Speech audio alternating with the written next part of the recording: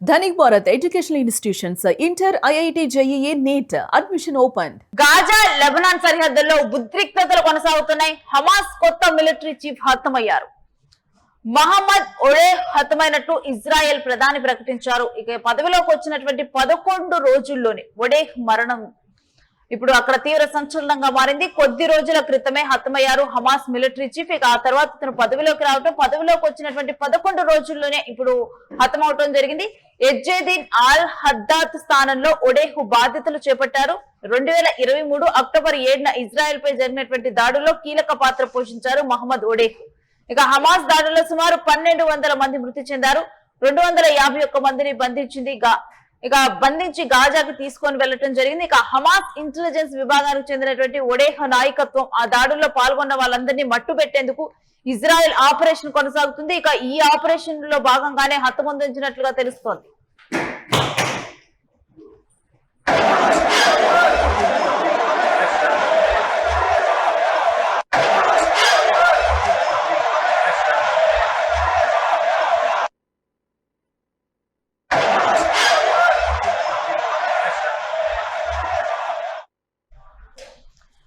ఈ అంశం గురించినటువంటి డీటెయిల్స్ మా ప్రతినిధి మల్లికార్జున్ అడిగి తెలుసుకుందాం. మల్లికార్జున్, మహమ్మద్ ఒడేహ్ హతమైనట్లు ఇజ్రాయెల్ ప్రధాని ప్రకటన విడుదల చేసినట్లుగా తెలుస్తోంది. పూర్తి డీటెయిల్స్ ఏంటి? శ్రీ గాజా లెబనాన్ సరిహద్దుల్లో కూడా ఉద్రిక్తమైనటువంటి పరిస్థితులు చోటు చేసుకున్నాయి. హమాస్ కొత్త మిలిటరీ చీఫ్ ఈ దాడుల్లో కూడా హతమైనట్లుగా కూడా ఇజ్రాయెల్ ప్రకటించిందని చెప్పవచ్చు. మహమ్మద్ ఒడేహ్ ఇటీవలే 11 రోజుల క్రితమైన మిలిటరీ చీఫ్ గా కూడా బాధ్యతలు చేపట్టారని చెప్పవచ్చు. బాధ్యతలు చేపట్టినటువంటి 11 రోజుల్లోనే ఇజ్రాయెల్ జరిపినటువంటి దాడిలో కూడా పూర్తి స్థాయిలో ఆయన మృతి చెందినటువంటి సందర్భాన్ని మనం చూస్తున్నాం. గతంలో మనం చూసుకుంటే ఎజ్జెదీన్ ఆల్ హద్దాద్ స్థానంలో కూడా ఒడేహ్ బాధ్యతలు స్వీకరించారు. 2023 అక్టోబర్ 7న జరిగినటువంటి ఇజ్రాయెల్ పై జరిగినటువంటి దాడిలో ఇతను కీలక పాత్ర పోషించాడని మనం చెప్పుకోవచ్చు. ఈ నేపథ్యంలో కూడా చాలా మంది 1200 మంది పైగా కూడా ఈయన చేసినటువంటి దాడులలో పూర్తిగా మృతి చెందినటువంటి పరిస్థితి ఉంది. కాబట్టి దాదాపుగా 251 మందిని కూడా గాజాకు తీసుకెళ్లిన వైరం మనం చూసాం. ఈ నేపథ్యంలో కూడా దీంట్లో ఈయన కీలక పాత్ర వహించాడని మనకు తెలుస్తోంది ఒడేహ్.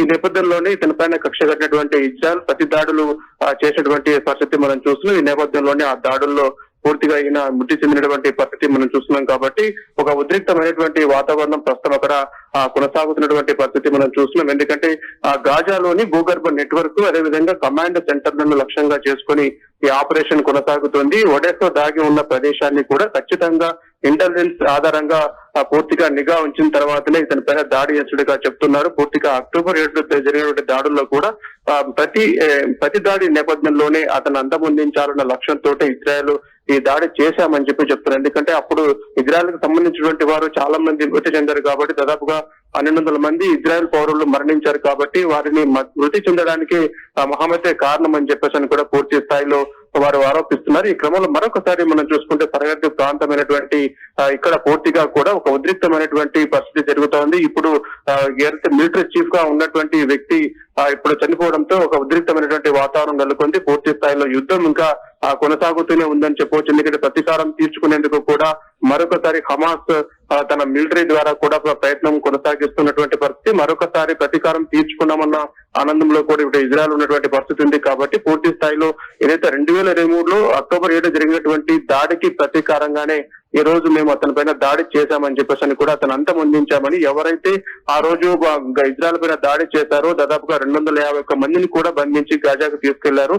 ఈ నేపథ్యంలో కూడా మా పౌరులను చంపిన ఏ ఒక్కరిని కూడా విడిచిపెట్టము, ఖచ్చితంగా అంతమొందిస్తాము అని చెప్పేసి కూడా ఇప్పటికే ఇజ్రాయెల్ ప్రకటించినటువంటి పరిస్థితి ఉంది. కాబట్టి ఈ రోజు జరిగినటువంటి ఈ దాడిలో మనం చూసుకుంటే పూర్తిగా మిలిటరీ చీఫ్ మహమ్మద్ ఒడేహ్ పూర్తి స్థాయిలో హతమైనట్టుగా కూడా ఇజ్రాయెల్ ప్రకటించిందని చెప్పవచ్చు. మల్లికార్జున్, దీంతో అంటే ఈ ఆపరేషన్ ముగిసినట్లేనా, ఇంకా కొనసాగనుందా? ఖచ్చితంగా కొనసాగేటువంటి అవకాశం ఉంటుంది. ఇప్పుడు మనకు హమాస్ కు చాలా కీలకమైన వ్యక్తులు ఉన్నటువంటి వ్యక్తుల్లో ఇప్పుడు మనకు మహమ్మద్ అని చెప్పవచ్చు. ఎందుకంటే చాలా వ్యూహంగా ముందుకు వెళ్తారు. ఎందుకంటే మిలిటరీని బాగా నడిపించడంలోనూ గతంలో కూడా జరిగినటువంటి ఆపరేషన్స్ ఏవైతే ఉన్నాయో ఆపరేషన్స్ లో చాలా కీలక పాత్ర ఇతను వహించాడని చెప్పవచ్చు. అయితే అంతకంటే ముందున్నటువంటి వ్యక్తి కూడా చాలా సమర్థుడు. ఈ క్రమంలోనే పూర్తిగా అసలు ఇద్దరు ఏదైతే ముఖ్యమైనటువంటి ఇప్పుడు మిలిటరీలో ఉన్నటువంటి ముఖ్యమైన లీడర్లుగా ఉన్నటువంటి చీఫ్లుగా ఉన్నటువంటి వారు మృతి చెందారు. ఈ క్రమంలోనే ఒక్కసారిగా హమాస్ లో ఒక ఆందోళన మొదలైందని చెప్పవచ్చు. అయినప్పటికీ కూడా ఇజ్రాయెల్ పైన పూర్తిగా దాడులు చేసేందుకు కూడా వారి దగ్గర ఇంకా ఆయుధాలు ఉన్నాయి. పూర్తిగా వారు ఏమాత్రం అంటే మిలిటరీ చీఫ్స్ మృతి చెందినంత మాత్రాన వారు వెనక్కి తగ్గేటువంటి అవకాశం ఏమాత్రము లేదు అని చెప్పేసి కూడా పూర్తి స్థాయిలో కొంతమంది విశ్లేషకులు చెప్తున్నటువంటి మాట. ఖచ్చితంగా ప్రతీకారం తీర్చుకోవడానికి హమాస్ కూడా ప్రయత్నం చేస్తూ ఉంది, ఏమాత్రం వదిలిపెట్టదు అని చెప్పి. అయితే ముఖ్యంగా మనం చూసుకుంటే ఇప్పుడు మహమ్మద్ ఓడేకు చాలా కీలకంగా వ్యవహరించాడు కాబట్టి ఇక మీదట ఆ సైన్యంలో ఇక మంచిగా ఉన్నటువంటి ఇంత కీలకంగా వ్యవహరించేటువంటి వ్యక్తి ఎవరు లేరు అని చెప్పేసి కూడా ఇప్పుడు ఇజ్రాయెల్ చెప్తున్నటువంటి మాట వాస్తవమే. కాకపోతే హమాస్ కూడా పూర్తిగా కూడా ఇజ్రాయెల్ కు ధీటుగా సమాధానం చెప్పేందుకు సిద్ధమవుతున్నట్టుగా తెలుస్తోంది. ఎందుకంటే మిలిటరీ చీఫ్ హతమైన నేపథ్యంలోనే పూర్తిగా కూడా అంతకు ముందు మనం చూసుకుంటే ఎజ్జుద్దీన్ ఆల్ హదద్ కూడా ఇదే స్థానంలో ఉండేవాడు. అయితే అతను చనిపోయిన తర్వాత కూడా ఇతని మీద దాడి చేసి చంపిన తర్వాత కూడా మనకు మహమ్మద్ బాధ్యతలు తీసుకున్నారని చెప్పవచ్చు. అయితే ఈ నేపథ్యంలో కూడా పూర్తిగా ఆర్మీకి చీఫ్ ఎవరు లేరు, ఇక అంత ముఖ్యమైనటువంటి ఉన్నటువంటి చీఫ్స్ అంతా కూడా మృతి చెందారు కాబట్టి దాన్ని నడిపించేవారు ఎవరు లేరని చెప్పేసి ఇప్పుడు ఇజ్రాయెల్ అనుకుంటుంది. అయితే నేపథ్యంలో కూడా అణు ఆయుధాల పరంగా కూడా పూర్తిగా యుద్ధానికి సంబంధించినటువంటి సామాగ్రి కూడా హమాస్ దగ్గర ఉంది. ఖచ్చితంగా వారు గొరిల్లా టైప్ లో పూర్తిగా దాడులు చేసేటువంటి అవకాశం కూడా కనబడుతోంది. ఖచ్చితంగా ప్రతీకారం తీర్చుకోవడానికి ఇజ్రాయెల్ పైన ఏ క్షణాలైనా కూడా విరుచుకుపడే అవకాశాలు కూడా ఉన్నట్టుగా తెలుస్తోంది. Right Mallikarjun, thanks for the details. ఇక హమాస్ ఇంటెలిజెన్స్ విభాగానికి ఒడేహు 2023లో నాయకత్వం వహించడం జరిగింది. ఇక ఆ దాడుల్లో పాల్గొన్న వారందరినీ ఇజ్రాయెల్ ఈ ఆపరేషన్ లో మట్టు పెట్టేందుకు చూస్తోంది. ఇక దాంట్లో భాగంగానే ఇటు హమాస్ దాడుల్లో ఇప్పుడు మృతి చెందటం అయితే జరిగింది. ఇక దీంట్లో కీలక పాత్ర పోషించినట్టు మహమ్మద్ ఒడేహ్ని మట్టు పెట్టుకుంది ఇజ్రాయెల్. ఈ ఆపరేషన్ అనేది కొనసాగనున్నట్లుగా తెలుస్తుంది. దాంట్లో ఆ 1200 మందిని అంతకుముందు 2023లో చేసినటువంటి ఆపరేషన్ లో హమాస్ లో ఎవరైతే పాల్గొన్నారో వాళ్ళందరినీ కూడా మట్టు పెట్టేందుకు ఇజ్రాయెల్ సిద్ధమైంది. హమాస్ కొత్త మిలిటరీ చీఫ్ గా నియమితులైనటువంటి 11 రోజుల్లోనే మహమ్మద్ ఒడేహ్ను ఇజ్రాయెల్ అంతమొందించడం జరిగింది. ఈ మేరకు ఇజ్రాయెల్ ప్రధాని ప్రకటించారు.